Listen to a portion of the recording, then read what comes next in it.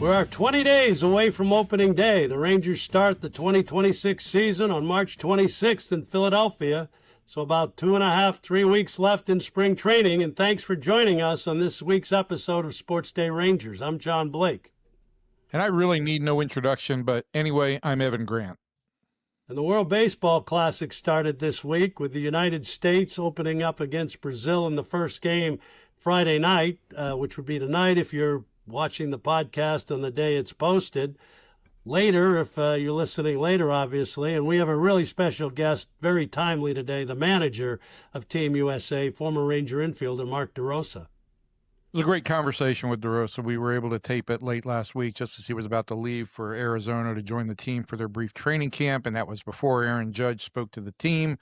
DeRosa also has Michael Young as his bench coach as a sub for his original bench coach, who was supposed to be Skip Schumacher, but things got a little bit, let's say, more involved for Skip when he became the Rangers manager. And Archives in Arlington, we're going to conclude our spring training memory lane coverage with a look at how the Rangers ended up in beautiful Surprise, Arizona. Can't wait for that story. You can reach out to us on X with any Rangers questions or comments. I'm at Evan_P_Grant, and he is at Ranger Blake. You can reach me at the same handle on Blue Sky, on Instagram. And also, I think if you just yell out at any street corner, I will show up and be happy to read you my latest Rangers update. And Evan, you've taken a little break from Arizona here for the last few days, got to explore the world of your cheeseburger world. Any interesting cheeseburgers you've encompassed on this trip back to Texas? I did have an interesting cheeseburger today, John. I went with our restaurant editor, Sarah Blaskovich, to Doda Burger, which is kind of East Dallas, just off of Deep Ellum. And this is a Wagyu burger and sushi restaurant, which is a real interesting combo. Yeah. But it was really good. We shared two burgers, their classic cheeseburger and also a kimchi burger, had a sushi roll, and had some of the best onion rings I've had in Dallas. So I'm going to be writing about them this week. And I've smashed a couple other burgers in during this week, but also tried to enjoy just being at home with the dogs who you may hear in the background at any point in time. Well, Evan has always strived in his heart to be a food journalist. And way back when we were going on road trips, he would sometimes get into restaurants by claiming he was a food journalist. So, John, that never happened. You wanted me to do that, to go say, do you know that I am world-renowned food journalist Evan Grant? I never would play that card. I will say, though, however, folks should also tune in to Your Dark Companion this week. Is on podcasts. We like to plug other podcasts, but John and I made a tag team combination appearance with Mike Reiner and Michael Gruber on their podcast to talk about this podcast, to talk about some funny moments in Rangers history. It was a really good visit with those guys. It's great to talk ball with people who really appreciate baseball and the Rangers history, and both Grubes and Ryans feel that way. It was great. But now let's move on to what's going on right now in Surprise, Arizona. And the injury bug kind of hit the Rangers here in the last week or so. Josh Young especially and Justin Foscue are going to miss time with injuries. What's the latest with Josh Young? I mean, it just seems like the guy has a hard time staying on the field, and he was, by all accounts, was hitting the ball well and everything before he got hurt. Yeah, this is a guy who's been trying to shake the reputation of being injury prone, and for the most part, he could do that because I think a lot of the injuries in the past were really freak type injuries. The wrist being broken by a pitch, the stress fracture in his foot, but muscle strains are never a good sign, especially for young guys. And both he and Justin Foscue, who also has his own injury history, have abductor strains, and they were going to be out about 10 days. Look, it's not going to keep Josh from being ready for opening day, But as I've tried to explain to people, it may put him into a place where now he's got to find his rhythm again. He was in a good spot.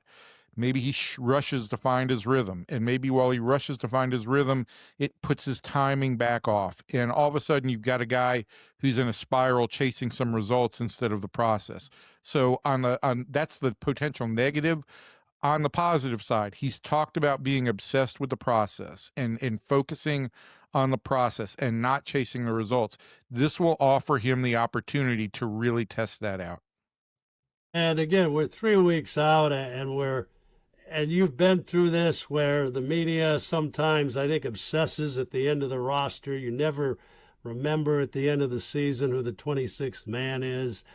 And you're hearing, Cam Colley is obviously very encouraging, but some of the non-roster players like Tyler Wade and Jonah Bride and guys like that, you're hearing a lot about them. It's going to be just looking at the 13, if everything kind of falls into place without injury, again, it's fairly well said if Ezekiel Duran and Mark Canha have good springs, right? Yeah, and listen, I think that if Zeke doesn't have a good spring, maybe there's an opening for Tyler Wade because Duran still has a minor league option remaining, so maybe there's an opening there. But Duran's a pretty good shortstop and a pretty good third baseman, and the Rangers may need that. He's also a right-handed hitter, and Tyler Wade is a left-handed hitter, and the Rangers need a right-handed hitter. So it's a really tough route for Tyler to make the club, but he's been impressive. Cam, look, I think for Cam Colley and also for Aaron Zavala, I don't think either guy has a shot to make the team or a legitimate shot, but the Rangers need some of their prospects, some of their draft guys who were taken in the higher rounds to really assert themselves this year. There's a dearth of position players in the minor league system right now. Zavala had really slipped the last 2 years. Colley right now might be the best healthy position player among the Rangers prospects. With Sebastian Walcott out, Cam is probably at the top of the minor league ladder. So it's been good to see him have this kind of spring.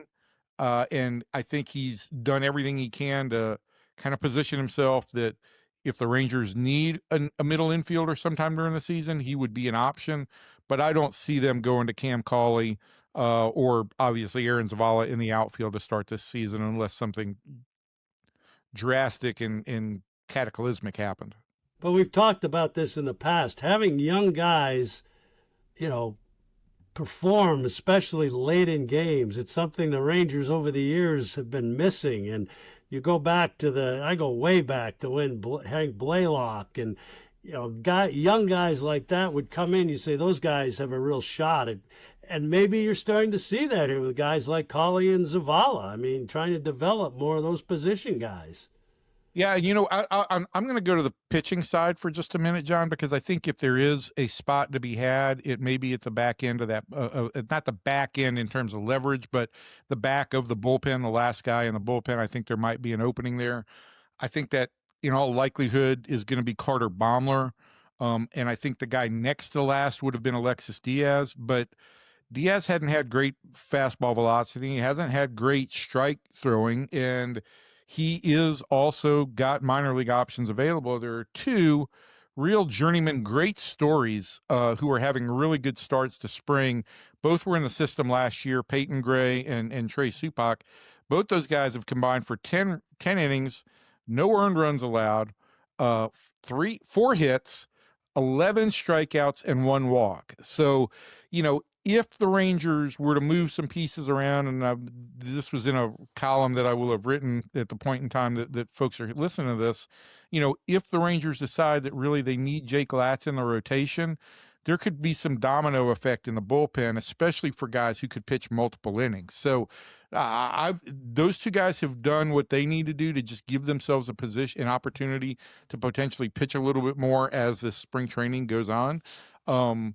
And I think at the other part of the bullpen that's been impressive to see is some of the young relievers have performed. Gavin Collier has performed. There's still some inconsistency with the strike zone command, but he has performed.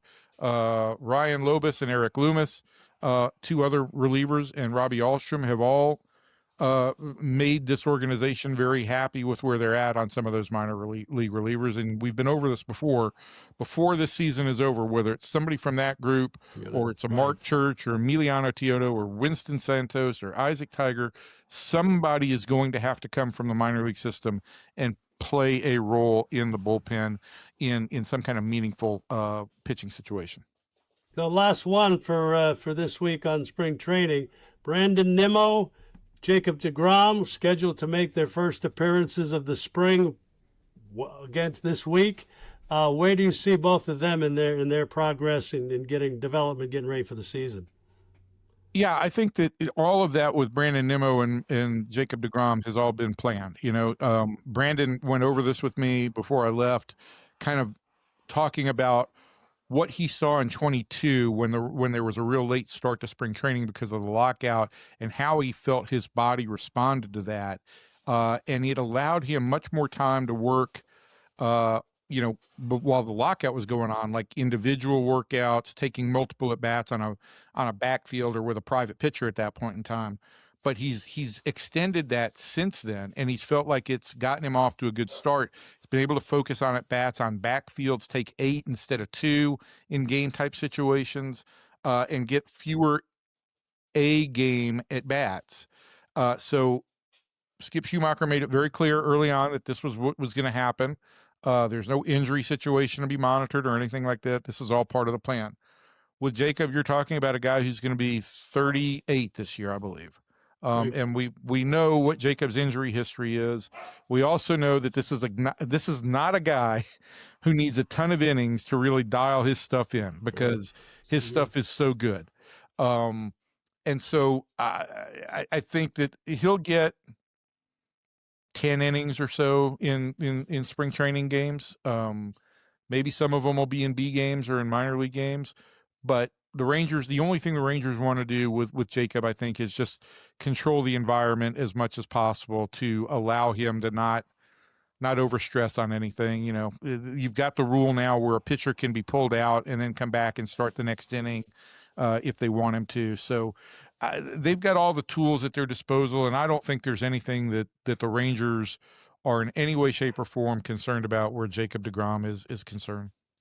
So speaking of the WBC, as we did at the start of the show, our guest this week, Mark DeRosa, the manager of the very highly regarded Team USA that starts play this week, former Ranger infielder, and we'll talk to Mark next.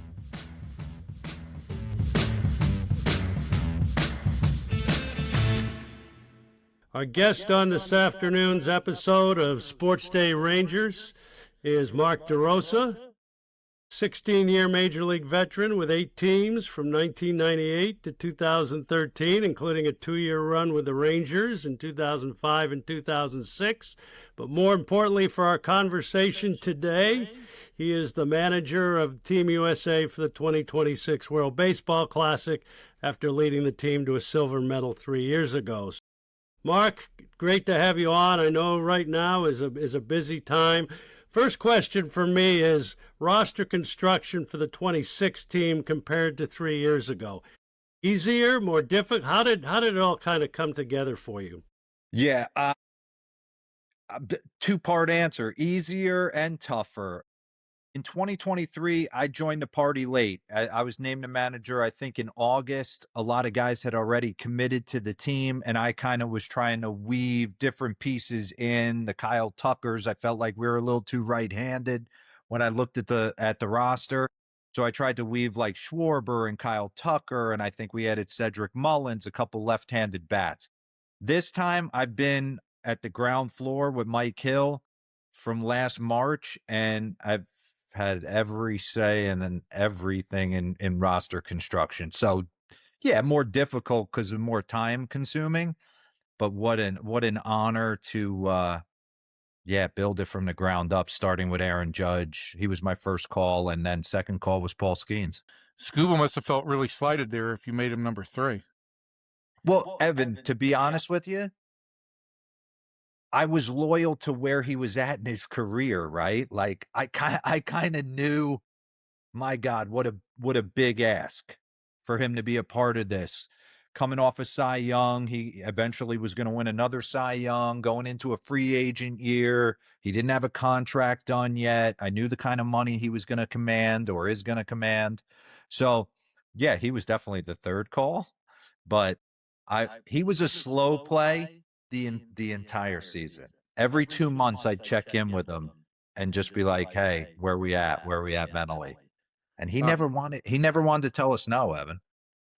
What a strategic move on your part. This pitching staff is unlike anything that Team USA has ever put together. I mean, when you've got Skeens and Skubal at the top of it, and I know Skubal may only make one start for you guys, but how do you feel? How did this pitching staff come together? How did you get this kind of agreement to participate?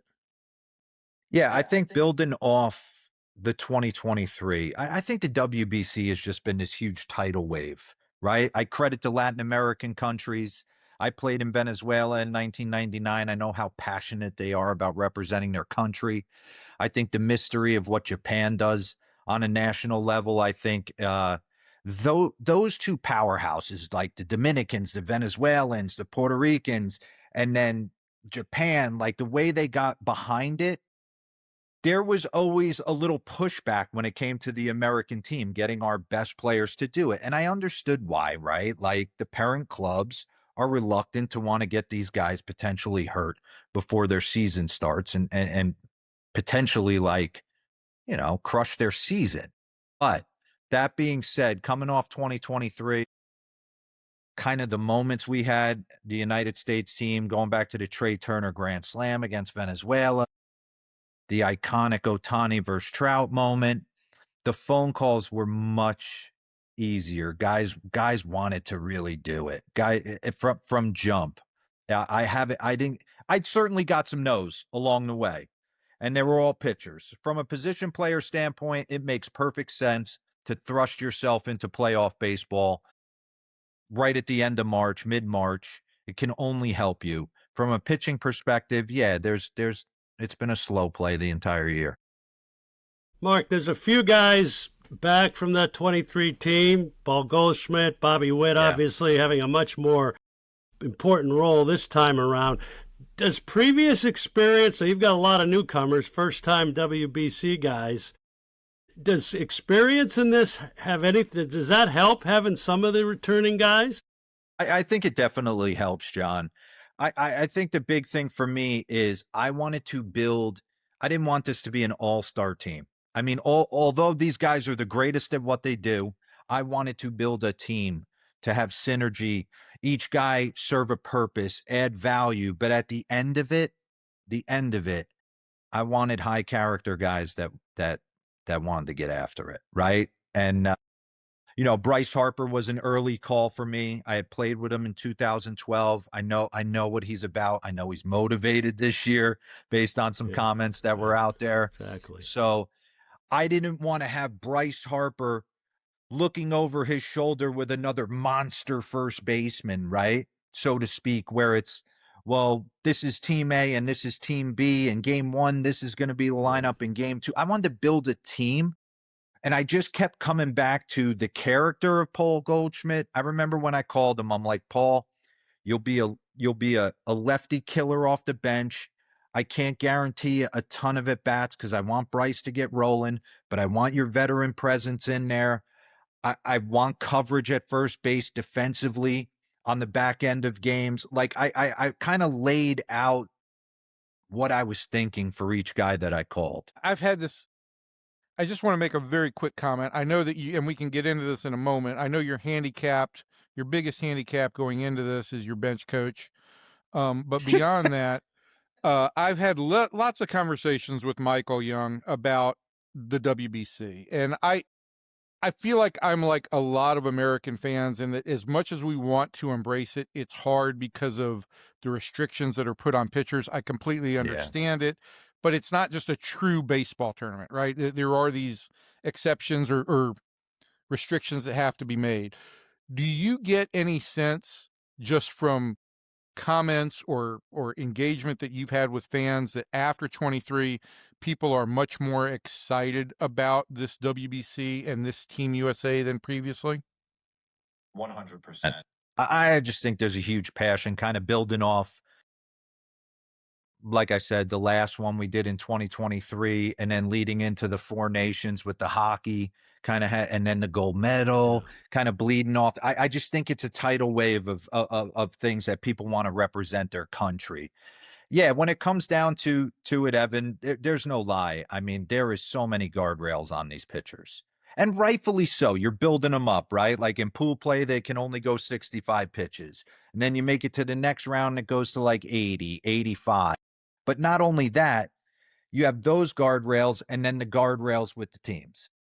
They add their extra guardrails on it. But I was determined, and like I said, I started this process back in April of getting guys that I knew were split neutral. They could handle righties and lefties. That could occasionally go an inning and a third, come in a dirty inning. Last time we had none of that. We were up till 3 a.m. You could ask Mikey. We were up till 3 a.m. some nights going, how are we going to piece through this game? So that was the big rub, right? Like that game against Mexico got out of hand early in 2023, and we had to let Brady Singer kind of eat it to save us for the next game, or we couldn't cover it with all the guardrails. It's a little different this time around.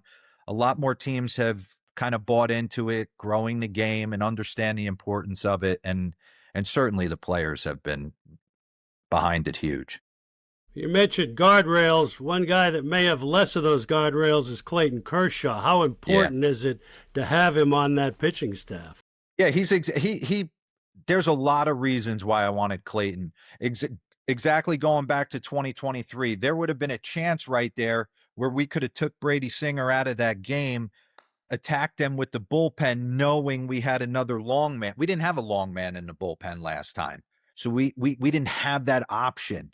Now, also understanding guys are getting ready for their season, who's going to come under the pretense they might not touch the ball? Nobody, right? I wouldn't expect anybody. Yeah. So it had to be a guy who was kind of looking at retirement. And then you start talking to the Skeenses and Scoobles and the Joe Ryans, like you mentioned, who did they want to be around?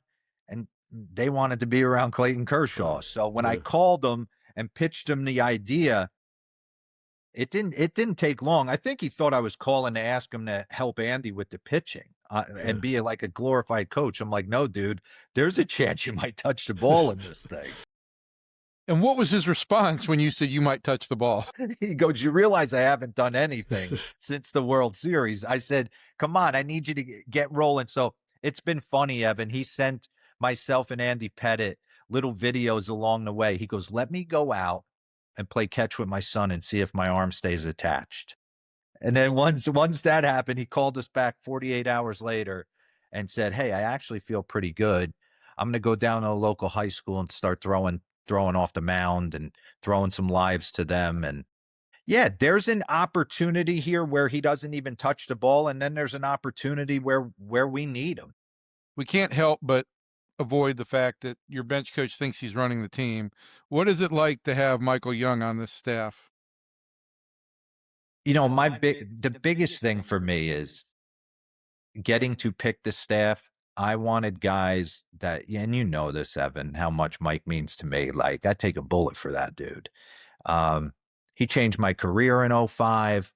We were super tight and remained super tight up until this day, and I can't wait to get out there and see. I trust him. He knows the game inside and out. I trust him with everything. He's passionate about it. He's invested in it. It's funny. It's like a lot of these guys could certainly go into the dugout, but then, they got so many other variables off the field that keep them from doing that. But I think this is able to scratch that itch for this 2.5 week stretch. And you're in it. You're in the fight with the best players in the world.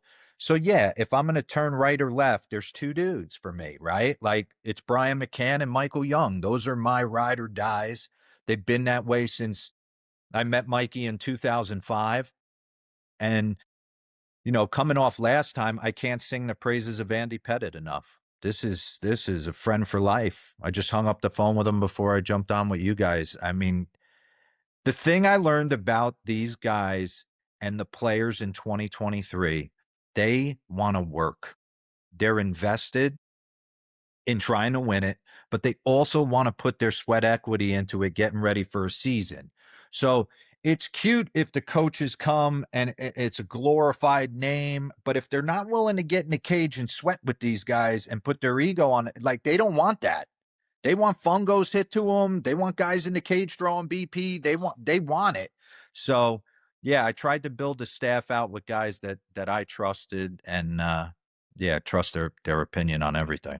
Well, speaking of the staff, one of the guys you had on the staff is now managing the Rangers. He was on your original staff, Skip Schumacher, putting on your MLB TV cap for just a minute. And I know it's probably been hard to start with everything you've got going right now.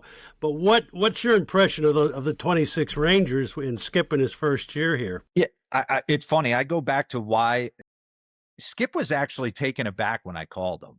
Right? He was like, really? What did Mikey Young say no? What did Brian McCann say no? That was his first reaction. And the reason I thought Skip would be perfect, besides the fact that we're great friends and played together in 09 in St. Louis and hit it off from day one, was he's like such a stickler where I'm like more broad brush. I want to command the guys in a room, and he's a tactician. So I think that's the biggest thing for me with Skip. Like no stone will be left unturned. No one will be more prepared. The guys will be prepared to go out there and win. I mean, you know this. Your season's going to come down to two dudes. If you're two veteran starters at the top, DeGrom and Eovaldi stay healthy for you the entire season, then no one wants to see you. And to be honest with you, those are two names that I would have loved to have had on Team U. Nate is politic to get on this roster for 3 or 4 years, but with the insurance stuff and all the, the injury history, we just weren't able to push it across the finish line. I'm interested in your take. You mentioned this pitching staff, and you mentioned it coming down to the health of DeGrom and Eovaldi, and I think that was the conventional wisdom going into last year. But what ended up happening was this team didn't produce offensively, which was a real shocker. Where do you see this team? Do you feel like this was an underachieving offense last year? Do you feel like it's better set up to perform this year? Have you given that any thought? I really haven't, Evan. I haven't dove in on anything outside the WBC. I'm going to have like a 5-day window before our show starts up, where I will crash course it. I love the Nimmo edition. I'm a huge fan of Nimmo. I mean, I think Jack Leiter took a massive step for you guys. Truth be told, I tried to get Jack on this team. That was another situation. Me and Chris Young talked at length about adding Jack to the team. I thought it would have been great to get him in the room and only help him benefit wise. I think Corey Seager's obviously one of the superstars of the game. I like the Rangers. I mean, I do believe Seattle. I'm interested to see. They look like they have no weaknesses, but you got to prove it again. I think Sacramento is a dangerous team here once they get a pitcher or two in there that can really give them some high leverage innings. I think they got a chance to be a dangerous team. So yeah, certainly I'll dive in on it, but Rangers should be good. Just one more question on the Rangers, Dero. One name that you didn't mention is Wyatt Langford, who's been a very good player for his first 2 years. I know you guys had some discussions about him as a potential addition to Team USA, I think after the Carroll injury. And I would assume that if you unfortunately lose anybody, that you would probably come back to Wyatt as a potential addition for later rounds. What do you like about Wyatt Langford? And what would a WBC roster addition mean for him in terms of establishing his career? I think we could have easily have gone with Wyatt. I think for me, it was like Roman Anthony was 1A and Wyatt was 1B, and we were kind of going back and forth on it, what this team needed, and the way it was currently constructed. I just felt like a left-handed bat made a ton of sense, kind of replacing Corbin, because that's kind of where we had him slotted in the lineup. I felt like last time we did this, Evan, if you go back and look at us, we were I mean, we rolled out 5 right-handed hitters right in a row. And I don't care if they're all Hall of Famers, on March 17th, you get the right reliever in there or the right starter, they can be combated. So I just wanted to go righty, lefty, righty, lefty, righty, lefty, all the way down and not give another country an opportunity to breathe. And I just felt like Roman Anthony was the perfect guy. I wanted to make sure his defensive metrics were good, even though we're playing in Daikin Park in Houston, and left field's not that difficult to play. But when we go to Miami, I wanted to make sure his defense was on point, and the 2 analytics guys that we have working for us with Team USA were like, no, he's fine. So he made a ton of sense, but there was a lot. Why it could have went either way. I just felt like Roman made sense in the moment for us. Last one for me here, Dero, comparing this year's field, when you've looked at the teams in this year's tournament compared to the quality 3 years ago, and 3 years ago was pretty good. Do you have can you handicap it at all at this point? Yeah, I think we respect, go back to my old football days. You respect everyone and fear no one, right? Like, certainly I got a ton of respect for the way the Japan team handles it. Obviously, Shohei's the greatest player we've ever seen. What I watched Yamamoto do in the postseason last time is the stuff of legend.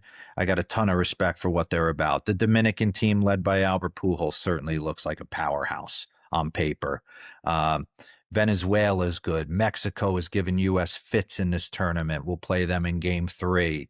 Yeah, up and down the line. So I kind of just only concern trying to give ourselves what gives us the best chance. I wanted unbelievable defense up the middle. I wanted speed at the top and bottom of the lineup. I wanted power. I wanted guys who complemented each other. I wanted a clubhouse that was going to be on easy street from day one. There was no feeling it out. Like, yeah, Judge is the captain, but I can make the argument Schwarber could be the captain if you've been around him for 5 minutes. I can make the argument, Cal Raleigh.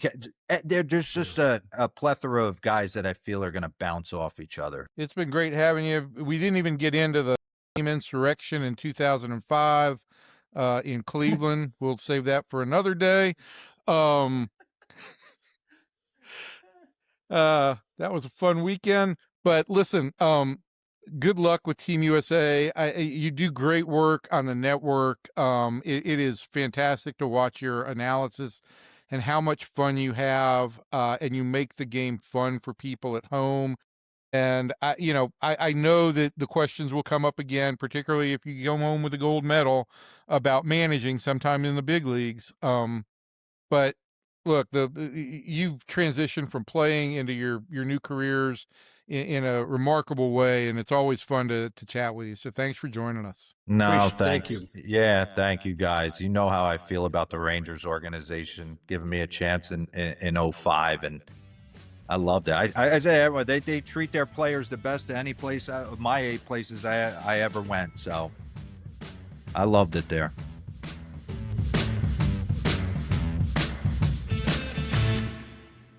Well, on this week's episode of the Archive Arlington, we're going to complete our tour of Rangers spring training parks over the years with the current facility in Surprise, Arizona. The Rangers moved there in 2003. It is still a beautiful facility. Yes, it needs a little more upgrades from the baseball side, but still a great place to go. And I'll let Evan talk a little bit about his impressions of Surprise. But just to start this off, I'm going to talk a little bit about the genesis and origin of how the Rangers ended up in Surprise, Arizona. As we talked about last week, Port Charlotte was a great place in 1987. It wasn't so great by 1998 or 1999. The county hadn't put any money in it. And we also had an ownership change with Tom Hicks. And Hicks had houses in La Jolla, California, and Colorado, and really wanted the Rangers to end up in Arizona. And the club had never been had been 42 years all told in Florida. And so they started looking for a location in Arizona, and they talked to They looked at Fort McDowell, which was the Yavapai Indian Nation. That was on the table for a while. We looked at a place called Fountain Hills. And Southwest Sports Group and their real estate group landed on Surprise, Arizona. Now, Surprise at that point was less than 30,000 people in Surprise, and they wanted a two-team facility. There weren't a lot of two-team facilities at that time in Arizona, but there was one right down the street in Peoria with San Diego and Seattle. Rangers, I think both sides originally wanted the Houston Astros to join them in Arizona, making that kind of Texas rivalry or whatever. Astros decided to stay in Florida. Drayton McClain did not want to move, and so they worked out a deal with the Kansas City Royals, and in 2000 they came to an agreement in Surprise to Maricopa County to build a $42 million facility. We did the groundbreaking out there, Evan, and I don't think you went, in May 2001. And it was a lot like Frisco at the time when we broke ground on Rough Riders Stadium. I'm looking around, and there is nothing out here in Surprise, Arizona. There is a road called Grand Avenue, which is about 3 miles east of the ballpark, and there was nothing.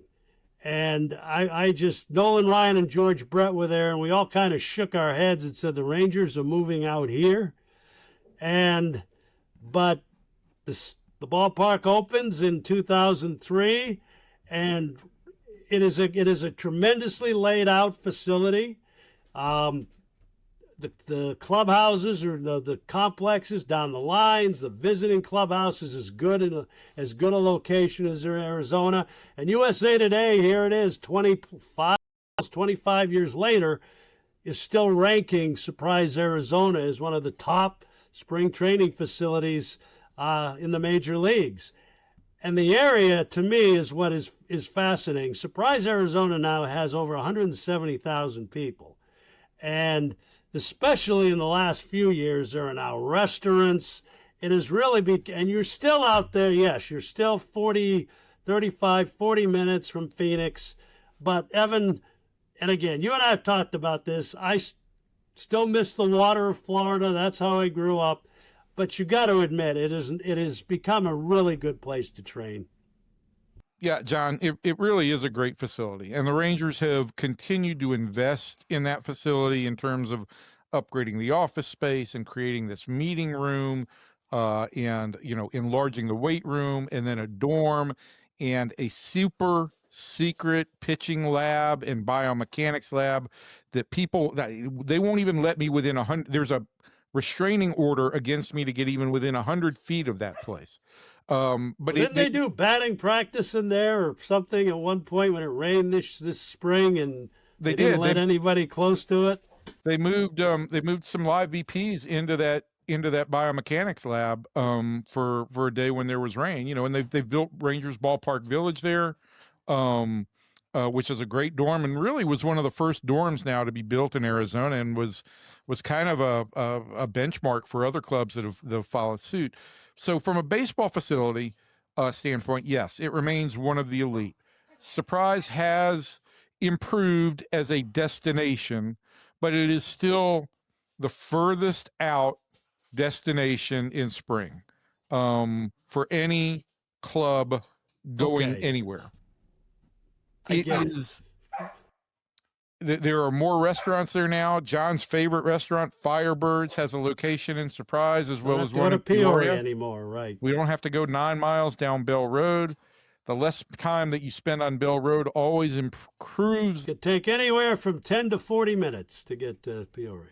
The less time you spend on Bell Road, the better your spring training experience. And, we've seen other teams come out to the west side of the valley where the Rangers are. So now there's a lot more games where you don't have to travel 40 minutes. You've got a number of games with the Royals every year. You've got the two teams in Peoria. You've got the Dodgers and the White Sox in Glendale, which is really only about 15 minutes away. You've got the Reds and Guardians in Goodyear, which is about 20 minutes away. So it is much more manageable now. It just comes down to off the field. For me, again, I do love some of the sunsets in Arizona. They're beautiful. We did have a great opportunity, Gina and I, like 10 years ago when we took a hot air balloon ride, which you can't really do in Florida. And we did that one morning in Surprise, and it was beautiful. There's some great day trips from Surprise if you want to go up to Sedona or, to the Grand Canyon or even to Vegas. And Winslow, Arizona, such a fine sight to see. Yes, you can get to Winslow from there. It's really the whole situation there has improved. There are a number of new restaurants that open this year. Most of them are all chains, but it just makes it more convenient to do more stuff there. And you don't feel like you have to drive 45 minutes over to Scottsdale to feel some sense of civilization. 2 points on this, okay? One, you were with the Rangers in Florida. The travel in Florida for spring training is brutal. I mean, if you are going, I mean, the farthest game you play in Arizona is an hour plus. When we were in Port Charlotte, that would get you to Sarasota, and it's just, to me, I used to put 5,000-6,000 miles on my car every spring. That to me is just such a difference. And in teams, I think now the conditions, the thin air, all that, you have that. But in terms of training and everything, you spend a lot less time traveling to games. 100%. And, I think one thing that really makes it difficult, well, one thing that presents some trickiness in Arizona, I don't even know how teams in Florida do it anymore, but, Skip Schumacher this year has basically decided he wants the club to do their on-field workout, their batting practice on the road at the stadium, rather than, get hot, go through BP, then get in a bus and drive 45 minutes to wherever you're going. And I really understand that procedure. I think that's one of those like tricky areas where it's not that far a drive, but when you factor it all in, it's like a 45-minute process and guys cool down and you don't want to risk injury. That's the one thing you don't want to do in spring training. So I think the Rangers have... And that's a guy, too, that is, he managed in Florida. He played a lot of his career, obviously, with the Cardinals in Florida. And it's what they're used to in Florida. They go on the road, they take BP, and they do all their work at the visiting ballpark. Yeah. And I do think it's, I've said this for years now, John. I think that there's a competitive advantage. Obviously, it's on the margins, but there's a competitive advantage to be found in how a club operates and optimizes spring training, A, to try and eliminate some injuries, and B, just to keep your players fresh. There are some opportunities there, and this may not mean a hill of beans, and we're sitting here talking right now about Josh Young and Justin Foskey both being hurt, so it doesn't necessarily mean anything, but I really do like the thought that went into this. So there you go. Well, and the other thing I will say, and my time in baseball, first I was with the Orioles. We trained in Miami. You couldn't beat it at nightlife. And then the Rangers, first 2 years I was with the Rangers, we were in Pompano Beach, stayed right on the beach, right down the street from Fort Lauderdale. That was great. Then you moved to Port Charlotte, which, I mean, I would surprise compared to Port Charlotte at this point is kind of the metropolis of the world. And the Rangers have, we've never trained in Scottsdale and these kinds of places. And you've kind of gotten used to it. When I was with the Red Sox, we were in Fort Myers. It's just a different environment. Yeah, and I think you learn to adjust. That's the one thing that the Rangers have had some state-of-the-art facilities, like Port Charlotte was in '87, and they have a state-of-the-art facility in Surprise, but they haven't had the marquee name that forces like the big locality, the big location to go out and want to lure them. It had to go out somewhere a little bit farther away. So I think that the Rangers have really, all things considered, as difficult as Surprise was early on, I think it's become a really good situation for them in so many ways. So with that, we will conclude this series because I'm sure you're all tired of hearing me talk about almost 50 years of spring training. But the story, it is still a time, if you've never been to spring training, I mean, that's the one thing that really never changes. the access on the backfields and everything is as better in Surprise. It was in Port Charlotte, probably. Yeah, and it's a great experience. It really is. It's just hard to go to Arizona, where the weather is almost always nice during spring training, and the stadiums are small, and you can get up and close and personal to the players. You know, and even an older person occasionally appreciates an autograph because it takes them back to their childhood. But it's hard to go there and not have a really good time. It's just an enjoyable exercise for people to be at spring training as a fan. No other way around it. And if you're lucky, you might see Evan Grant wandering around the concourse or out on the backfields or doing one of his many media obligations. So if you get out there, you know, you'll have a great time. And with that, thanks for joining us on this week's episode of Sports Day Rangers. Keep up with my coverage from spring training all spring long. When I get back out there, Kevin Sherrington will join me for a week.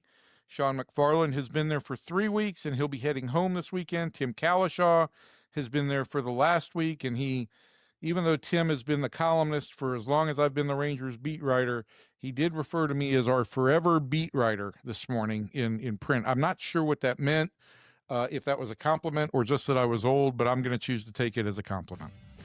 And next week, Evan won't have a canine barking in the background either, because unless he's renting a dog out in Surprise. And with that, we'll talk to you all next week.